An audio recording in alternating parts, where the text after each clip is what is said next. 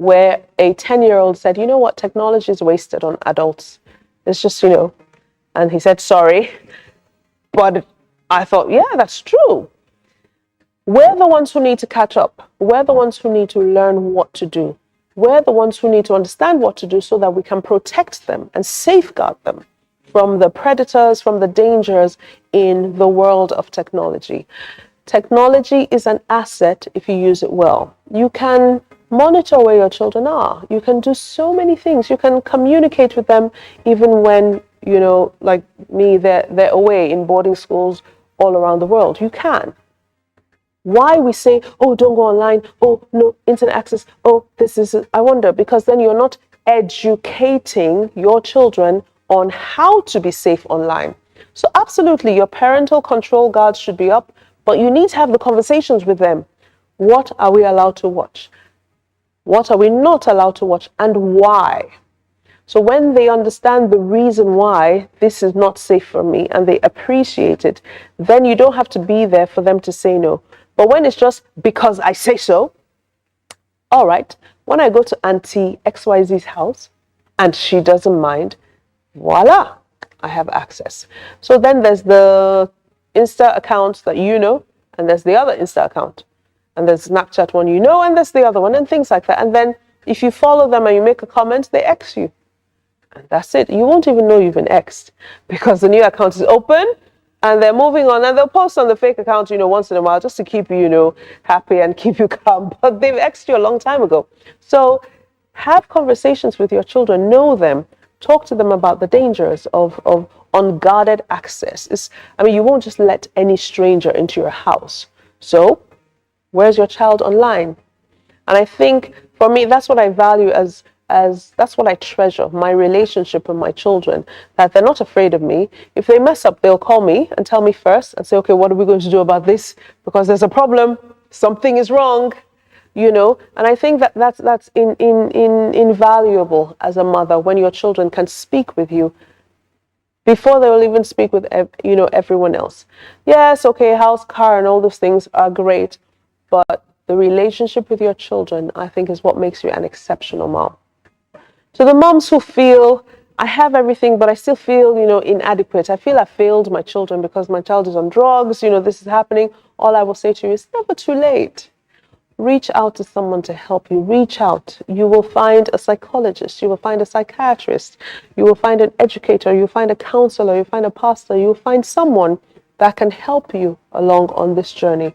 You don't have to raise your child alone. Collaborate with stakeholders. Call them stakeholders. Your strategic partners is what I call them. Have strategic partnerships with people and raise your children. And to those, unfortunately, who think, oh, I'll use my children to beg for money. I look at these women sometimes with their children on their backs and I'm thinking, what are you doing? Why did you have a child? For some, women are harassed every day. It could be a rape incident. It could be something like that. So yes, you have those exceptions. But I think if we are deliberate about parenting and if we value what we do, we will raise our children differently. We will think about what to do, ways. We will innovate. The ideas will come. But sometimes we use our children as pawns and say, okay, give the child, go and work in Lagos with Auntie XYZ and she'll send me money. And your child is a slave in Lagos. Keep the child with you. Go to the farm together. It's okay to have that child because that relationship will give the child a sense of, belonging, and the child will be raised differently. And when you do find an auntie so-and-so that can help, that's fine. But we have to be careful. Child trafficking is real, and unfortunately, too many of our children are trafficked just because some of us are irresponsible as parents, I'm sorry to say. So my message to moms especially is, please be a responsible parent. Please partner with, good people. Partner strategically. And I know by God's grace, God blesses our hard work. But he won't fall from the sky and come and parent your child. You have to parent your child. So invest in that, learning how to be a parent, and then we can trust God to bless our efforts because we spend so much time praying and not enough time working. So all work and no play. Faith without works is dead. So we need to do some work for the prayers, to be answered. Putting that work and doing the things to invest in parenting is my message. Please invest in raising your children. And I'd like to say Exceptional Moms is a fantastic platform where mothers get to learn about strategies for raising children, support networks, that they can plug into. And if you haven't watched this show, you really, really need to take some time out and just, connect. You never know. You will learn something, you will hear something, you'll find a contact and a link. So join us and watch Exceptional Moms. Exceptional Moms shape the future. Our parental tip for the week is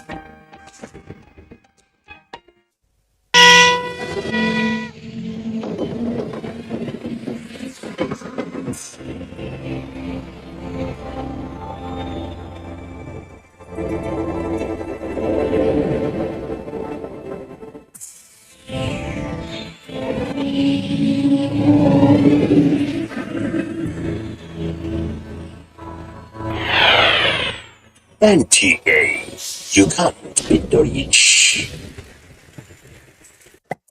24 hours a day, 7 days a week. You can watch NTA International live on your TV, computer, iPad, tablet, and phone. Log on to visiontv.co.uk and click on Entertainment, then NTAI. You can also download the iOS or Android app on your mobile devices to watch NTA International on the go, anywhere in the world. NTA International, your window to the world.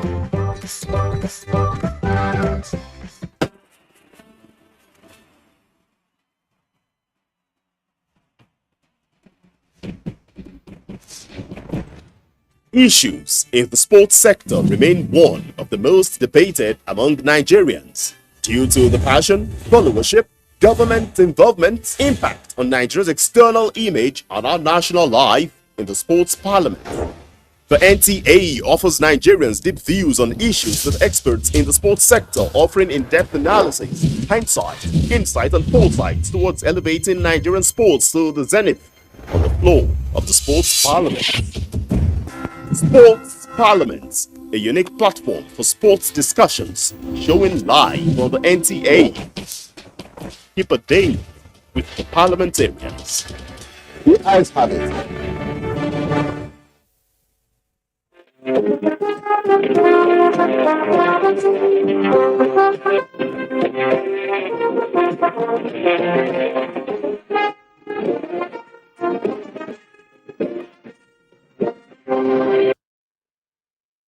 Economists strategize to achieve national GDP growth projection, and INEC dismisses further extension of continuous voter registration exercise, plus updates on the exercise in Edo State. These are more on Panorama, reaching you from the Benin Network Center. I'm Ogochkuka Ona. You're welcome.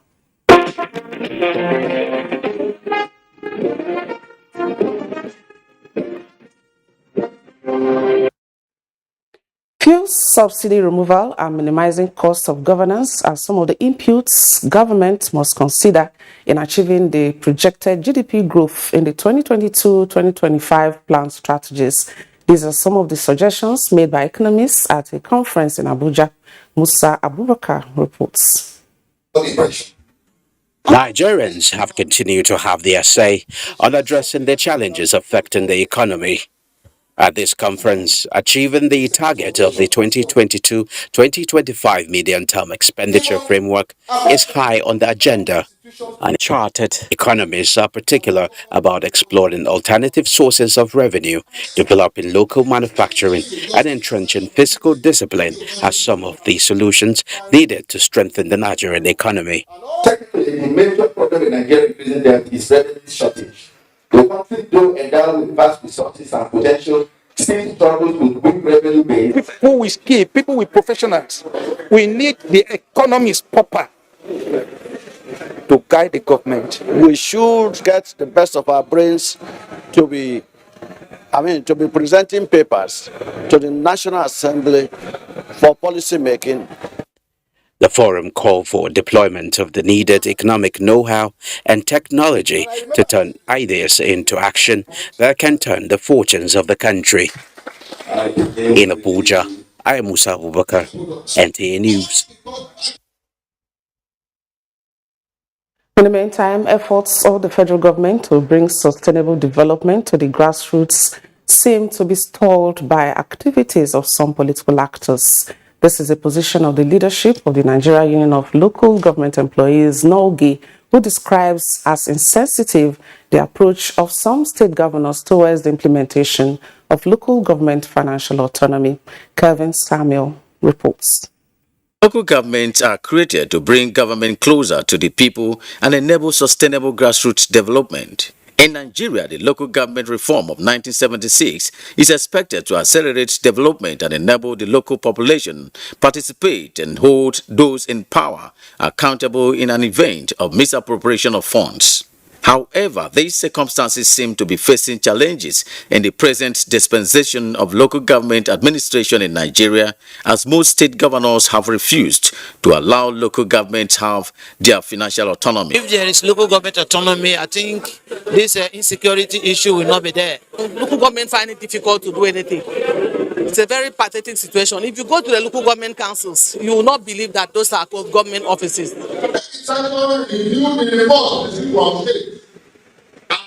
condemn the deliberate attempt to allow the implementation of Minimum Wage Act by various state governments. In Uyo, Kevin Samuel, NTA News.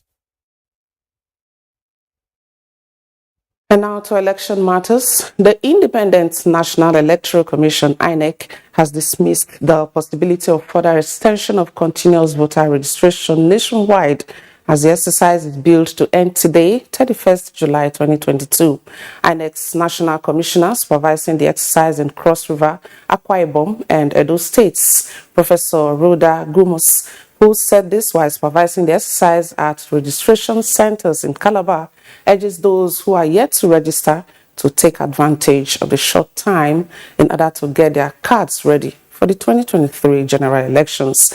Udwak Etim has details. The Independent National Electoral Commission, INEC, had earlier given 30th of June 2022 as deadline for continuous voter registration, after which it extended to accommodate more eligible voters nationwide from 1st July and to end on the 31st July 2022. Countdown to the end of the CVR exercise, large number of people are coming out for registration in Cross River State, as witnessed at various registration centers within the state capital. Since we are coming out and we are seeing that maybe the process isn't going smooth like we expected, I think the date should be extended a little bit. I think even 1 week or so. Still call for Nigerians to come out and register, because most people are feeling reluctant to register and they like doing things late. It's not about getting your voter's card. It's about voting your conscience. In a bid to ensure smooth operations by the Commission, INEC National Commissioner supervising voters' registration in Cross River, Akwa Ibom and Edo States visited CVR centers in Calabar to appraise the situation of the exercise. If at the end of July 31st and you have not been able to register, that is not the end. Yeah. I know that after the election, because we have logistics to take care of, We cannot continue to extend and extend. After registering, we'll print, and then people had to come and collect the voters' card. For those who will not meet the deadline, INEC says the registration exercise will continue after 2023 general elections. In Calabar, Uduak Etam, NTA News. And in a last-minute rush to beat the July 31st closing date for INEC continuous voter registration, unexpected large number of eligible voters have continued to besiege INEC registration centers in Edo State. Jude Abugu, who has been monitoring the exercise, brings us an update. The continuous voter registration exercise, which kicked off in June 2021, initially experienced apathy, but later witnessed an upsurge in 2022. This was due to the initial June 30 closing date stipulated by INEC. However, with the extension to a new date, the crowd began to disappear, only to resurface in the last week of the exercise. INEC offices in Edo State are witnessing an upsurge of crowd who, in their usual desperate move to get registered before the system shuts down, have come to this Oredo INEC office. We will try to find out from some of them why it took them this long before coming for the exercise. We don't call. They promise us. We don't succeed. Even since morning, I've been here by 5:30 now. I leave house. When I come here, as I reach here, that's how we wait. My number is 141. They don't restart the thing. This is not the first time we have come. We have been coming to register. But anytime we come, they will give us one excuse or the other. It's only two machines that will be registering people that are up to 1,000 in numbers. As I'm talking to you now, people that are gathered here, there are more than 1,000. The fear is that the system may shut against this large number of people turning up on the last day of the exercise. There are so many people who are yet to even register. Not because they don't want to register. You can imagine people being at a registration center from 6 a.m. to catch up, and 10, 11 INEC staffs are not there. When they come with machines that are not working. Although INEC is yet to release its final figures, data from the Commission, however, indicate that as at Monday, 25th July, new registrants have exceeded 11 million nationwide, while over 25 million applications have been received for update, replacement, and transfer of PVCs. In Benin, Jude Abugu, NTA News. Thank you very much, Jude. And in the studio is Akan Lawrence. He is the HOD Voter Registry and ICT Department, INEC Edo State. So you're welcome to Panorama. Thank you. All right, let's begin with a reaction from some of the eligible registrants there. INEC is indicted, late coming. One thing we need to understand and correct with our mindset here in Nigeria is that people like going to this kind of events very late. You would remember that CVR started June 28, 2001, and now this is 31st of July 2022, more than a year. But I can tell you in the first and second quarter, we were actually looking for people to register. Now, people like waiting for the last minute. INEC still had created room to take care of this situation. So when you have everybody come at the same time, you're going to have an upsurge, and it is a bit difficult to manage. We had deployed online registration system, which should have helped a lot of people, but a lot of people paid deaf ear to it. That was a very big solution, but we are keeping to our promise of making sure that we try our best to register as many Nigerians as possible, especially in Edo State. Okay, what about the malfunctioning of the machines and the late commencement of registration on a daily basis, as raised by some of them? Most times we visit these centers. For instance, we need to understand that the commission directed that some systems should start moving to the polling units to reach out to people at the grassroots. That's the mobile. The mobile system was scheduled, in agreement with the stakeholders. So in the state offices, all right, you have only one machine. But you see, people like coming to the state office. We want to take this thing down to the PUs, but they like coming to. So when if you have about 500 persons or 100 person comes to one system, they will say the system is working. The system is actually doing well, but the crowd is too much. Why don't you just go to the polling units? Because we have sent the system down to the grassroots. So those are the challenges. Even in the state office headquarters, you have people leave local governments because they believe that, oh, in the headquarters in Benin City, the system will be working better than those in the LGA. That had always been a wrong mindset. So as at today, it is the D-Day. The D-Day, yeah. Yes.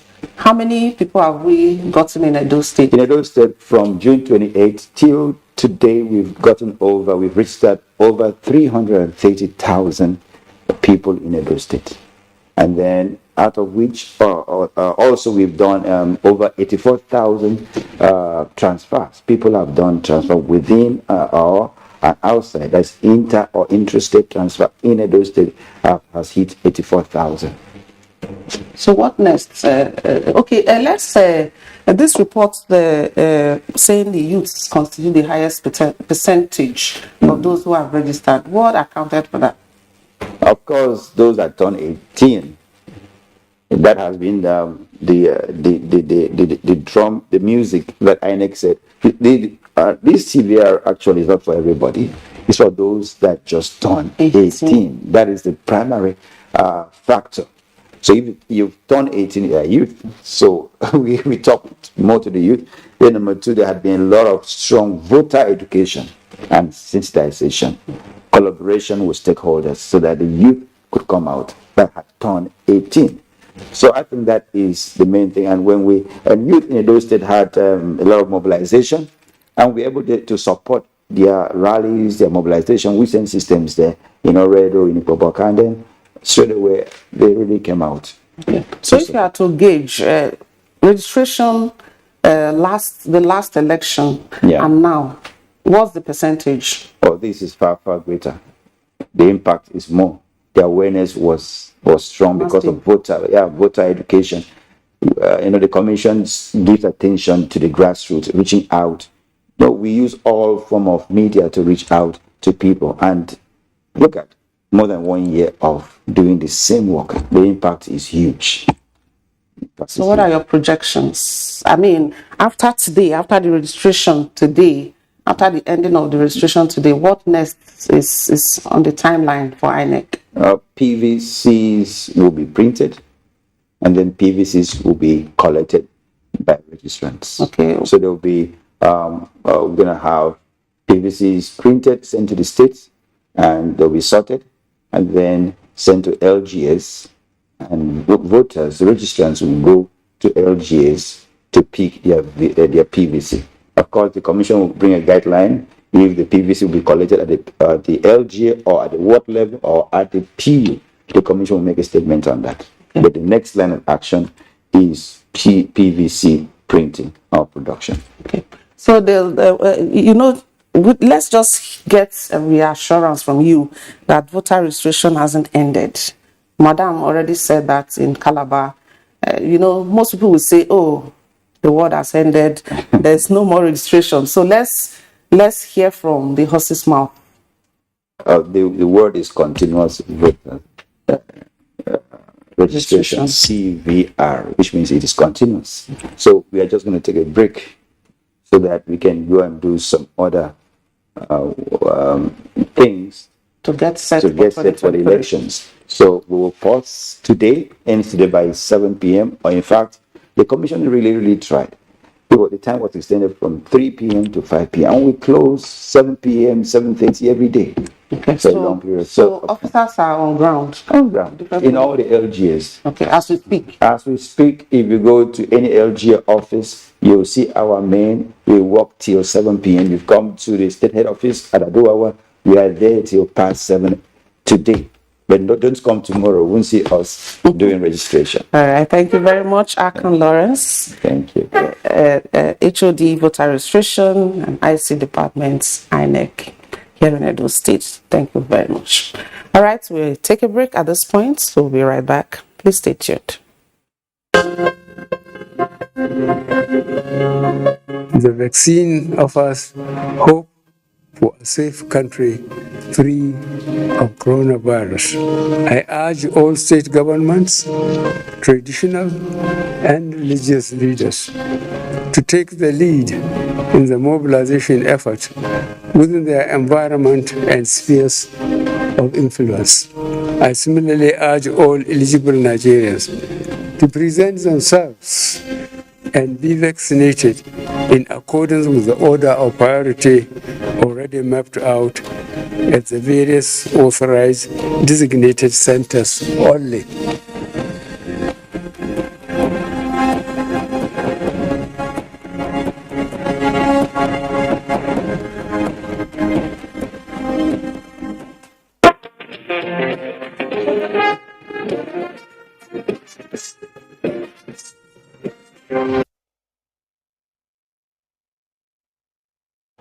As Nigerians warm up for the 2023 general elections, civil society groups are yearning for attitudinal change amongst Nigerians to drive good governance for national development. Elizabeth Omori reports that this was the view of some youths at a forum on governance and leadership. Youth are seen as the foundation of any society. This is because of their resourcefulness, character, and orientation, which define the pace of development and security of the nation. To this end, civil society groups like the Progressive Movement for a Better Nigeria is equipping youth with requisite knowledge to help harness their potential for national development. So the role we have to play is as parents to see how we can help our children, learn good ethics, moral values. We already have them, only that is eluding us. Presentations hinged on reorientation, respect for cultures and religion, as well as tolerance to drive better societies. When you have a right attitude, that is when you can be able to impact your immediate environment and the society at large. We, as a youth, we can do this. Let us start and make a possible change. That change we want to see. As the 2023 general elections draw near, they urged the youth to shun electoral violence, thuggery, and remain focused in their quest for a better Nigeria. In Abuja, Elizabeth Omori, NTA News.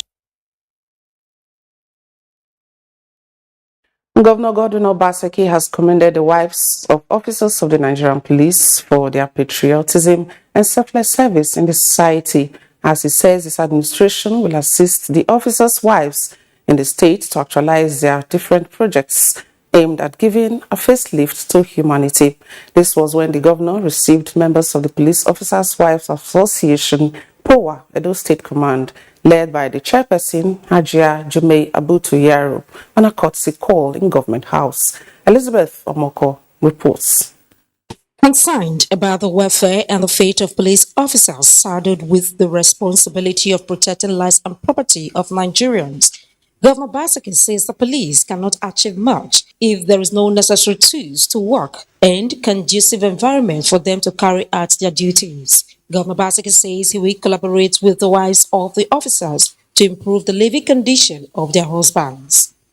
What you've come to ask for, we're already doing in the States. So what we'd like to do is to see how we can collaborate with you. Chairman, Police Officers' Wives Association, POWA, Edo State Command, Hajia Jummai Abutu Yaro, commended the governor for the rehabilitation of some police stations destroyed during the NSAS protests and the rehabilitation of police training school, Ogida Barak, Benin. Your monumental support for the police has demonstrated that this is the most friendly administration in Edo State. She appealed and solicited the governor's support in empowering women through skills acquisition training and providing relevant equipment to wives of serving and retired personnel, as well as the disease to enable them become self-reliant. In Benin, Elizabeth Omoko, NTA News. Despite the series of campaigns against human trafficking and illegal migration, the tide appears to be on the increase. And that is why stakeholders are relentless in their efforts to deal with the scourge. Edo State Command of NAPTIP and other agencies, as well as non-governmental organizations, want those engaged in trafficking persons to put an end to the illegal trade. Dennis Temple captured the 2022 awareness campaign in Benin and now reports.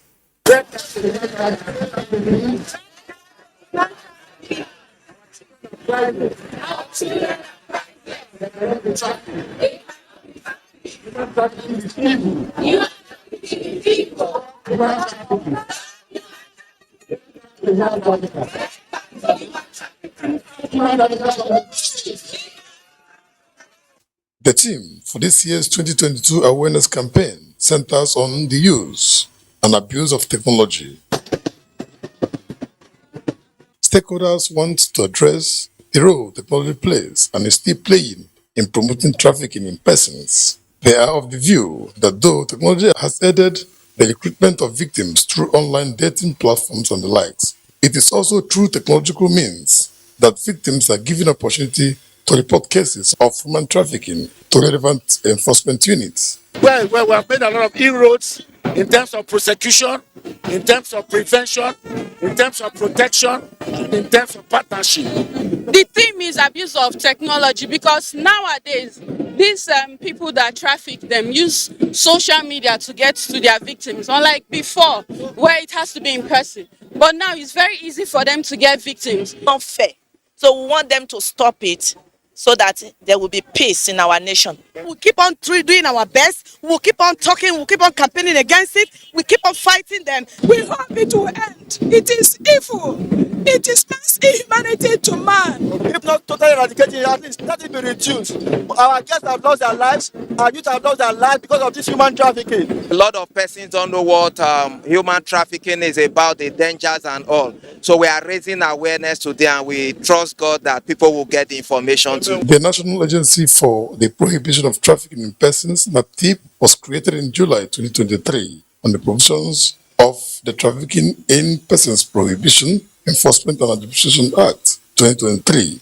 The agency is the federal government of Nigeria's response to addressing the scourge of trafficking in persons. In Benin, Dennis Temple, NTA News. And let's join Cynthia Ogun for sports updates. Nigeria and Ghana will be looking to renew their rivalry in football as they both lock horns in the final qualification round of the 2022 African Nations Championship, CHAN. Ahead of the game, the Black Galaxies on Saturday defeated Benin Republic 1-0 to complete their double and advance to the final round where they face Nigeria. The Black Galaxies now have to find a way past Nigeria in the finals of the qualifiers to book their place in Algeria for the tournament in 2023. Still on football, Nigeria's Jamiu Collins has been named the man of the match in the opening game for Cardiff against Premier League relegated side Norwich City in the Championship. Collins, who joined the Bluebirds this summer from German side Paderborn, was the star, as it was his effort that led to the only goal scored for Cardiff to secure a maximum 3 points of the season. To women football, the West Africa Football Union, WAFU, has announced a change of date and venue for the WAFU B Women Champions League qualifiers following non-readiness of the facilities in the old venue. The competition will now be played in Yamoussoukro and will take place from August 20 to September 2. 7 teams, including Nigeria's representative Bayelsa Queens, have qualified to play in the qualifiers. And finally, to golf, 16-year-old Nigerian Iyenobong Essien has finished second at the just concluded Champion of Champions World Golf Invitational held in Northern Ireland. The teenage sensation competed in the 16 to 19-year-old category where she played on 2 challenging courses. With Sports Update, Cynthia Ogun, NTA News.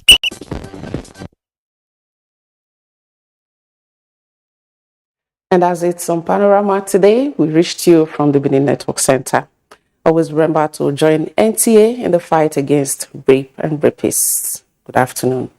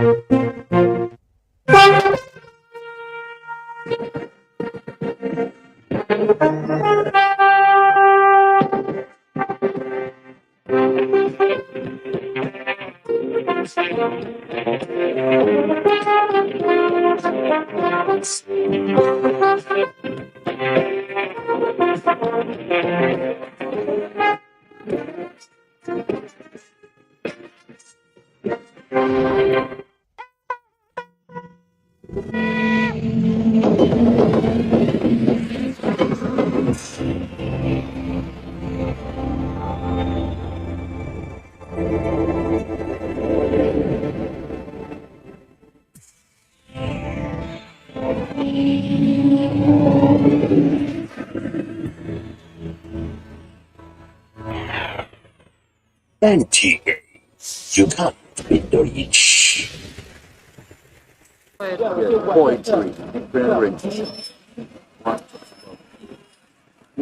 Voting is the most precious right of every citizen, and we have a moral obligation to ensure the integrity of the voting process. The voter is at the center of everything involving election and electoral process. The voter is the final person that decides who wins. The role of commission is to organize election. But elections